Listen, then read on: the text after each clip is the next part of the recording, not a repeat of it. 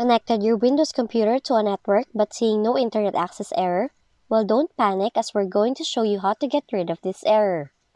So first, disable your antivirus by going to Settings, click Update and Security, choose Windows Security, select Virus and Threat Protection, click Manage Settings, then disable the slider for real-time protection, which is the main protection service for Microsoft Defender.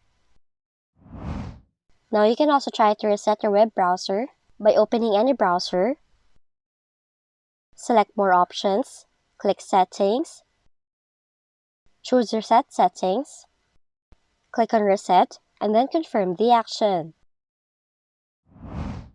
Lastly, reset your IP address by opening Command Prompt with admin rights, type in the following command, press Enter, then type in this command, press Enter again, and then check to see if the error is gone. So those are the possible fixes in the following error in your Windows computer.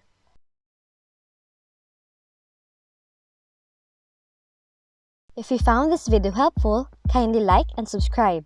You may also click and turn on the notification bell so you can be notified from whenever we release new videos.